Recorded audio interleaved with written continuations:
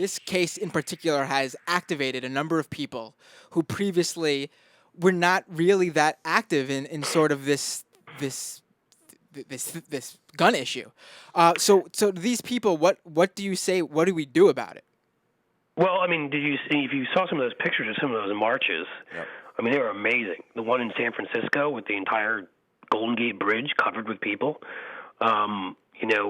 It has activated people because look, if you're African American in this country, there's a lot of issues you're dealing with. You're dealing with housing discrimination and employment discrimination, and frankly, unemployment being much higher in the African American community to begin with, and other things. So I think that this issue was one that just had sort of fallen off on the side. I'm not saying there weren't any African American groups active on this, but I think when you're dealing with so much, it's easy to forget. And I think this is the kind of case that reminds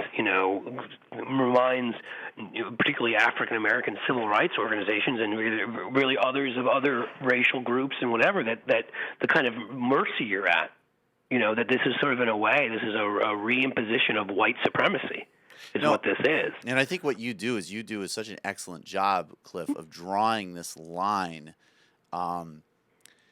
That these policies and these groups are the kind of modern, refurbished, rebranded version of all of the things that we understand historically were reactive and destructive forces in America, whether it's the John Birch Society or really anything else that was working actively against civil rights, that was working actively against progress, and really wants to have a segregated and more violent America. And the other thing that I think of while you're saying this is I remember I was watching, I don't remember whose show it was. It might have been Hayes, but it was several months ago during the gun control debate.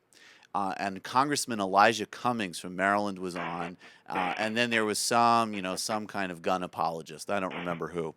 And, with the gun apologist, it was all like, oh, blah, blah, blah, all the familiar they arguments. all sound the same after all a the while, same so it stuff. doesn't It's really all matter just who bleeds was. together. And, and then Elijah Cummings, who, as we know, is a very prominent congressman. My impression of him is, as a congressman is quite positive. And he just sort of said, well, look, I can also speak from personal experience because a close family member was killed in the district I represent. And I think there was something that was just so stark about that because it was like, this guy is a congressman. This guy is a representative in Congress. He has a lot of a certain power, a certain platform, obviously. And yet this issue is so close to him that he can immediately reference this personal experience where this other guy is, blabbing on about like hand-eye coordination and bringing families together by shooting water bottles out in a park or something. Well, and you see that with like these white Republicans. I don't really know how else to put it. Yeah. White privileged Republicans who, I mean, they literally, they're such stereotypes that they're like, they'd be laughable if it wasn't for the fact that what they're writing is so offensive. And they still are actually kind of laughable. Not sure if you saw the one that was being sent around Twitter today by Matt Lewis. Oh, God, no. Who was on Bill Maher Friday night, too, and was pretty laughable on that, too. As this sort of lily white conservative. I mean, it's just, it's like, hey, it's Tucker, McNear, Swanson, Carlson, the 14th, And his whole argument, of course, was how he knew what it was like to be like Trayvon Martin. He had once had people profile him based on the fact that he had Grateful Dead stickers in the back of his car. Wow! All right, you know what we've just proved, Cliff. That is laughable. You need to. It's in the week. You need to go read it just for the comedy value of this thing. Like, I was waiting for him to be like, there was this other time where I wore white before Memorial Day, and as I hit the 17th course, everyone looked at me askance. I mean, like, right. Do you understand what a joke you are? There's no self-awareness of the world that Trayvon Martin lived in. As you said, we were just talking about the segregated society. Yeah, we may not be legally segregated anymore, but Trayvon Martin was walking around a gated community in Sanford, and obviously he wasn't supposed to be there because that's for the white people, And I mean, and this guy Matt Lewis, I mean, he's just, I'm sure he's there in his little V-neck sweater, smoking his pipe. I mean, these guys are just such jokes. They're such stereotypes. They're every dork I went to high school with. I have one last who question. thought they had it tough. Right. because of of what they took him till 17 when mommy and daddy gave him their first BMW, not when they were 16. So they had a rough ride of it. Well, I mean, and to be fair, to get your mushrooms confiscated before you get to a Dead show can be pretty rough. It can be. Yeah. Maybe he had to go through the Dead show only on acid. Right. When he That's tough. when he was in college and knew that he wouldn't be arrested for it because he was white and would come out and work on Wall Street or do whatever the hell go on to write stupid columns from a white guy's perspective. It's just. I mean, I actually, Cliff, I like that. Stupid columns from a white guy's perspective. Maybe that should be like a conservative alter ego that we could all publish columns under. It's time for another stupid column from a white guy's perspective. You may want to do a weekly thing on that. What do you say? I mean, if somebody can have that demented a perspective, there's no point in even arguing with them, right? Because they're so lost. They've so little self-awareness, and so, I mean.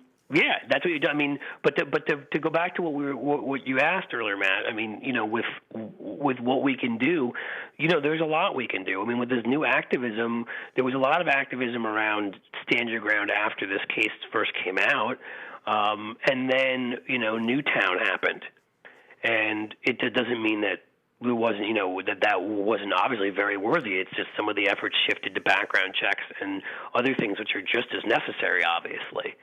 There are things that can be. I mean, first of all, stand your ground laws need to disappear, and something like 26 states have some form of stand your ground laws. They're not all exactly the same. Give you a case in point.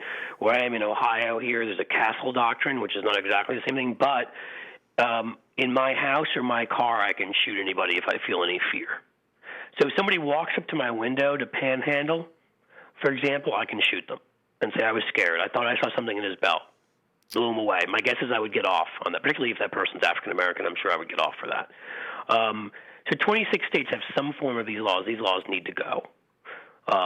I'm sorry. If you can retreat the way common law self-defense has always been in the past, if you can safely retreat from a situation, you should be required to.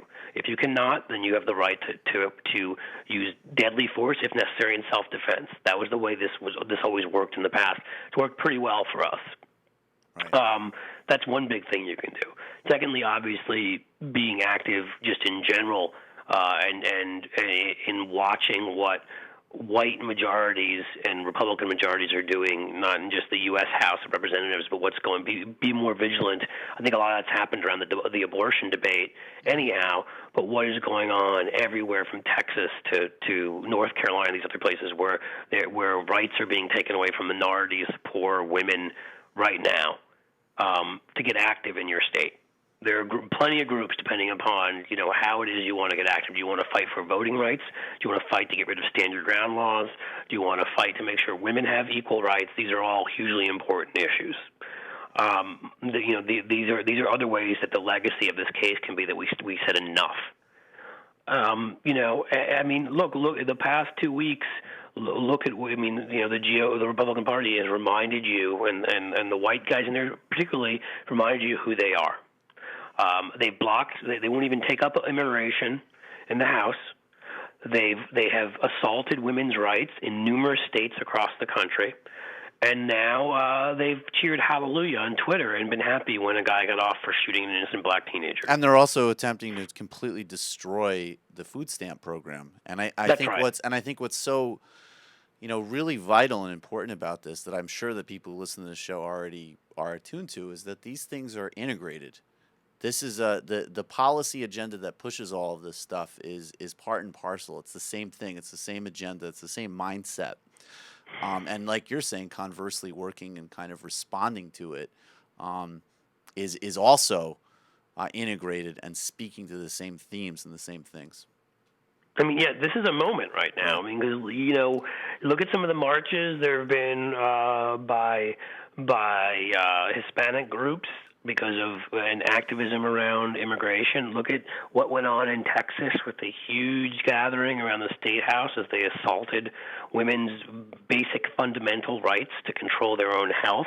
Look at what happened with these marches in response to Trayvon Martin. These are all tied together. Right. This is all the old guard, shrinking rural white guys who need guns because they have small penises, who need to take away women's sexual liberation because they have small penises, who need to assault other races, probably also because they have small penises. These guys who feel themselves losing their power and their control, and they're trying to reassert it because demographically they're dead. They may keep controlling things in Alabama, Oklahoma, and Utah for the coming future, but in a time very soon it's coming, they will have to moderate their positions, or we'll be watching the disintegration of a major political party for the first time in about 150 years, which I think we are watching slowly. Yeah, I think you're absolutely right. Cliff Schecter, thank you so much for this enraging and important review of the reptilian brain of American politics, and we'll all keep working to do what we need to do to fight back against this stuff. Yes, please do. Keep up the great work, guys, and thanks for having me on to talk about this. Thanks so much, Cliff. Thank you.